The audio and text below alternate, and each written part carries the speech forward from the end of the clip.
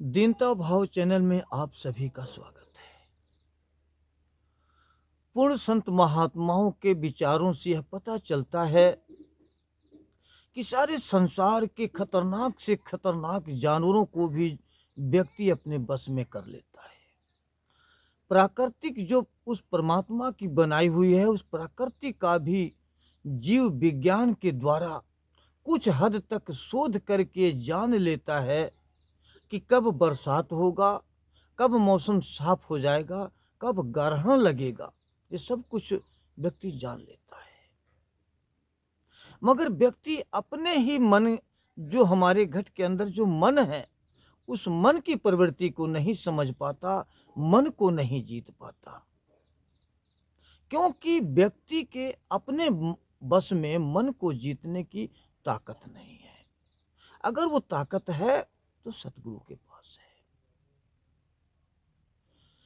इस संसार में मन और माया, ये दो शक्तियां बहुत ही प्रचंड, एक ऐसी प्रभावशाली शक्ति है जो कि सारा संसार मन माया के अधीन होकर जीवन को व्यतीत करता रहता है। मन माया का जीवों को फंसाकर संसार में, संसार का अंग बनाकर रखना ही एक मेन उद्देश्य काम है। जैसा कि संसार का जो मनुष्य जन्म है, यह सृष्टि का सरताज तो जरूर है, पर मन ने इस मानव जीवन के आत्माओं को चार वर्णों में बांट दिया है। मनुष्य शरीर की चार भागों में बांटने वाला मन ने बांटा है कि ब्राह्मण, क्षत्रिय, वैश्य और शूद्र।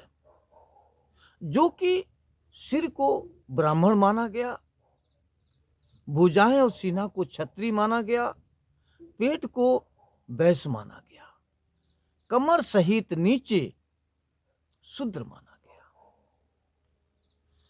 चार वर्ण शरीर के भी माने गए। तो फिर क्या ये ऐसा भी हुआ कि कोई भी ब्राह्मण क्या सिर से पैदा हुआ, क्या मुख से पैदा हुआ जो ब्राह्मण है? अगर कोई क्षत्रिय, क्या सीना फाड़ के पैदा हुआ? कोई वैश्य, क्या पेट फाड़ के पैदा हुआ? जो ये वैश्य, ब्राह्मण, क्षत्रिय, वैश्य हैं, भाई जितने भी सृष्टि के जीवों का उपचार हुआ है, तो मां के वोद्र रूपी धरती में शूद्र का बीज पड़ता है, और शूद्र धरती यानी कि मां के उदर में ही जीव का पालन होता है। समय आने पर उसी शूद्र से ही जीव का उत्पत्ति होता है। निचली योनियों से सारा संसार पैदा हुआ, तो ऊपर की सारे वर्णों से तो कोई पैदा नहीं हुआ। जो भी पैदा हुए तो निचली योनियों से ही पैदा हुए, शूद्र से ही पैदा हुए। तो फिर ब्राह्मण, क्षत्रिय, वैश्य रहा कहां? इससे यह सिद्ध हो जाता है कि सारा संसार शूद्र है। उस एक मालिक का बनाया हुआ व्यक्ति, ये मानव शरीर, इसमें ना ही कोई छोटा है और ना ही कोई बड़ा है, सभी एक समान है। कबीर साहब जी की वाणी आती है, गुरु ग्रंथ साहब के ग्रंथ में आती है वाणी कि अव्वल अल्लाह नूर उपाया, कुदरत के सब बंदे, एक नूर ते सब जग उपजया, को भले को मंदे। कबीर साहब जी ने फरमाया है, अव्वल मतलब सबसे ऊंची योनि मनुष्य जन्म है। जैसे अव्वल का मतलब नंबर एक, सबसे फर्स्ट योनि। ये जो योनि है, ये कहीं नूर से सारे जीवों का उत्थान हुआ है। कुदरत ने इंसानी जामा जो बनाया है, तो सबको बराबर बनाया है। 5 तत्व के सभी जीव हैं, एक ही रक्त, एक ही मांस, एक ही चमड़ा, एक ही स्वरूप, एक ही रूप रंग, सब कुछ एक जैसे, फिर जाति कहाँ से आई? एक ही नूर से सारा जग उपजा है। जब परमात्मा की कोई जात नहीं है, तो उस परमात्मा के अंश की क्या जात हो सकती है? पर संसार के इस मन ने संसार को इस तरह से भ्रमित कर रखा है, जीवों को फंसा के रखने का काम मन और माया का है। मन ने जाति में क्यों बांटा? इसलिए कि जब जाति में बांट देंगे, तो जो ऊंचे कुल की जाति वाले जो होंगे, नीचे जातियों को वो गिरी नजर से देखेंगे, जानवरों जैसा व्यवहार करेंगे, जो कि वो गुनाह करार दिए जाएंगे। और जो निचली उनकी जब जानवरों जैसा व्यवहार होगा, तो ये उनसे टकराव करेंगे, तो ये भी उनका बदला देंगे, उनसे लड़ेंगे, उनसे अनेक तरह की वातावरण करेंगे। यानी कि दोनों ही ऊंचे जाति वाले और नीचे जाति वाले दोनों ही ये गुनहगार बन जाएंगे।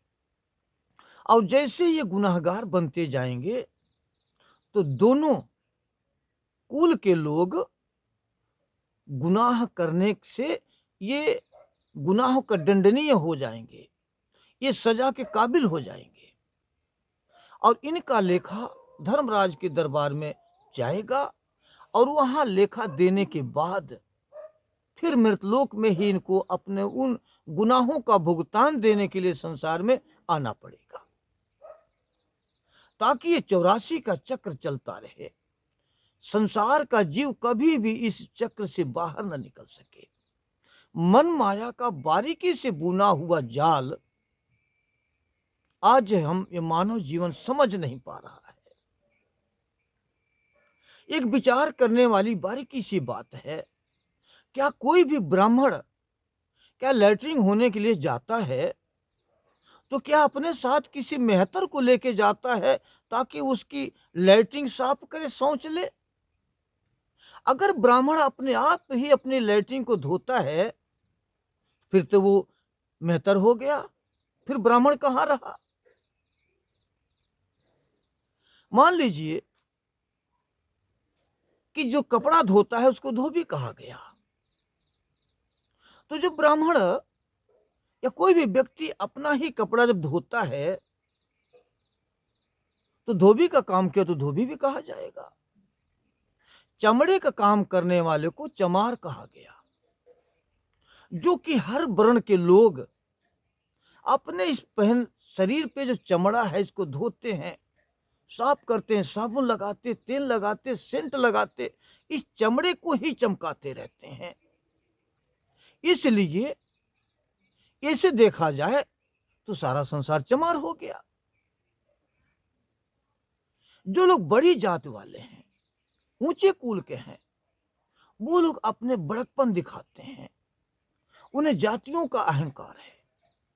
कबीर साहब ने कहा है, बीजक में कहते हैं कबीर साहब जी, कि बड़े गए बड़कपने, रोम रोम अहंकार, सतगुर से परिचय बिना चारों वर्ण चमार। संतों ने चमड़ा को चमकाने वाले, चमड़ा को साफ करने वाले और चमड़े के ऊपर अहंकार करने वाले, गुमान करने वाले को, और सतगुरु से परिचय नहीं, मालिक से कोई संबंध नहीं, ऐसे जीवों को संतों ने चमार कहा है। चमड़ा को ही सजाना, चमड़ा को ही शौक श्रृंगार करना, चमड़े पर ही मोहित हो जाना और चमड़े को ही अपना लेना, इस चमार कहा गया। ऐसे इसी तरह से जितने ऊंच कुल वाले हैं, ये अपने आप को ऊंचा बनना चाहते हैं और दूसरों को नीचा दिखाना चाहते हैं। विचार करने की एक बात और है कि त्रेता युग में संवरी जात की भिलनी यानी पासिन थी, मगर उस भिलनी का जूठा बेर राम जी ने खाया और वही बेर लक्ष्मण नहीं खाए, फेंक दिया, जो सजीवनी बूटी बन गई जाकर। अंत में जब उन्हें शक्ति बाण लगा तो वही संजीवनी बूटी को फिर लक्ष्मण को भी खाना पड़ा। राम जी क्यों खाए? कि शौर्य का प्रेम था। शौर्य के प्रेम ने राम जी को वहां अपने स्थान पर खींच लिया। भक्त प्रहलाद जो हरणाकश्यप था, वो कश्यपनी कहार था, शूद्र वंशज का था, मगर भक्त प्रहलाद का उस राम से प्रेम था, जो कि उस प्रहलाद को बचाने के लिए विष्णु भगवान ने खम्हा फाड़ करके प्रकट हो गए, नरसिंह रूप पकड़ लिया और प्रहलाद को बचाया। क्यों? कि प्रेम था। चेता चमार द्वापर युग में विष्णु जी का भोग लगा करते थे और विष्णु भगवान कड़ी भात चेता चमार के यहां आकर खाया करते थे, जो कि शांता ने भी, द्रोणाचार्य की लड़की शांता ने भी मन से पूजा किया तो द्रोणाचार्य जी के यहाँ विष्णु भगवान चतुर्भुज जाकर के वहां दर्शन दिए, जो कि कर कमलों में जूठन लगा हुआ था। उतने समय पे द्रोणाचार्य जी आ गए और द्रोणाचार्य ने जब देखा जूठन तो पूछा कि हे भगवान, आपके कर कमलों में जूठा कैसा है? विष्णु भगवान ने उत्तर दिया कि चेता चमार ने कि हमें भोग लगाया था और हम वहां कढ़ी और चावल खा रहे थे, प्रेम से इसने मन से पूजा किया, जो कि हमें आना पड़ा। तमाम तरह का द्रोणाचार्य जी ने तर्क किया, विष्णु जी अलोप हो गए। वही श्री कृष्ण जी दुर्योधन के यहां 56 प्रकार का भोजन का त्याग कर दिया, मगर विदुर जो दासी के पुत्र थे उनके यहां बगैर नमक का खा लिया। क्यों? कि उनके यहां प्रेम था। गुरु रविदास जी कलयुग में ब्राह्मणों और रविदास जी के बीच में एक शर्त तय हुआ कि जो ही शालिग्राम को नदी में फेंक कर गोद में बुला लेगा वही सर्वश्रेष्ठ माना जाएगा। वो शालिग्राम रविदास जी गोद में आकर बैठ गए, ब्राह्मणों के शालिग्राम डूब गए, जो कि ब्राह्मणों को रविदास जी को डोली में बिठाकर अपने कंधों पर घुमाना पड़ा। ऐसा क्यों हुआ? कि उस परमात्मा के प्रति रविदास जी का प्रेम था। और वही सीता को रावण चुरा के लंका में ले गया, जो कि अपने अभिमान अहंकार के द्वारा राम को रावण ने लंका में बुलाया, जो कि उसका विनाश हो गया। तो जो व्यक्ति भगवान से भी ऊंचा बनना चाहता हो, परमात्मा से भी ऊंचा बनना चाहता हो, कि राम ने सौरी का बेर जूठा खा लिया, उन्होंने उनको स्वीकार किया, मगर आज का ब्राह्मण, आज का क्षत्रिय, आज का वैश्य उस राम से भी बड़े माने जाते हैं। राम को छोटा समझ रहे हैं और अपने आप को बड़ा समझ रहे हैं कि राम तो दोषी थे कि उन्होंने बैर खा लिया, हम दोषी थोड़ा बनेंगे। आज भी छुआछूत का वो कार्य कर रहे हैं, छुआछूत मना रहे हैं। हिंदू धर्म में सबसे बड़ी अगर कोई ऐसी बात है तो हिंदू धर्म की छुआछूत है। सभी ये कही मालिक के सभी बनते हैं। तुलसी साहब जी ने क्या कहा कि नीच नीच सब तर गए, गुरु चरण लवलीन, जाति के अभिमान में डूबे बहुत कुलीन।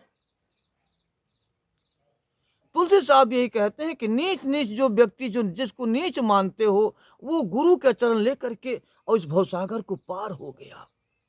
मगर वो ऊंचे कुल वाले जो जाति के अभिमान में दूसरों को नीचा दिखाना चाहते हैं, अपने आप को सारा कुकर्म करते हैं, मगर अपने भगवान से अपना ऊंचा मानते हैं। अगर नजर उठा के देखा जाए कि जाति कर्म के हिसाब से अगर जाति मानी गई पहले से, तो आज का कौन ऐसा ब्राह्मण क्षत्रिय वैश्य है जो बीड़ी, सुरती, गांजा, अफीम, दारू, चरस, मीट, मछली, चोरी चमारी और दलाली, मक्कारी कौन सा कर्म नहीं करता है? सारे कुकर्मों से भरा हुआ आज का ब्राह्मण क्षत्रिय वैश्य है, जो वो हर जातों से गिरा हुआ नीच कर्म करता है। कैसे मान लिया जाए कि ब्राह्मण है, क्षत्रिय है, वैश्य और बाकी सब शूद्र है? आज कोई भी जाति नहीं है। ज्ञान की दृष्टि से देखा जाए तो ना कोई जाति है, ना कोई पात है, और ना ही कोई धर्म है। अगर जाति है तो उस सत्पुरुष का, निराकार निर्लेप परमात्मा की एक वो हमारा वो जाति है, मालिक की जाति है। और अगर कोई धर्म है तो मानव धर्म है, जो कि मानवता से ही, जब तक हम मानवता को कायम नहीं करेंगे, हमारा मानवता क्या है, हम असल तत्व तक हम जैसे नहीं, जब तक नहीं पहुंचेंगे। जैसे हमारी आत्मा सत्य है, उसी तरह परमात्मा सत्य है। इस सत्य आत्मा को उस परमात्मा से जोड़ना है, और वो जब भी हम जोड़ पाएंगे जब हमारा मानवता कायम होगा। तो ये जो कुछ भी आज हो रहा है, मन का सारा ये भ्रम है। संसार को भ्रम ने आज फंसा रखा है। मन और माया का बारीकी से बुना हुआ जाल में सारा संसार आज फंसा हुआ है, जो कि मन माया जीव को अपने जाल में फंसाकर काल के गाल में झोंक देती है, और आवागमन के चक्कर से जीव सदा सदा के लिए इस संसार का एक अंग बन के ही रह जाता है। और ये मन माया का जाल एक जाति तक ही नहीं है, और भी अनेकों ऐसे उसके कर्म कांड हैं जो जीव को संसार में बांध कर रखता है, जो कि हम उन सभी का खुलासा अगली वीडियो में करेंगे। जब तक के लिए मुझे इजाजत दीजिए। धन्यवाद।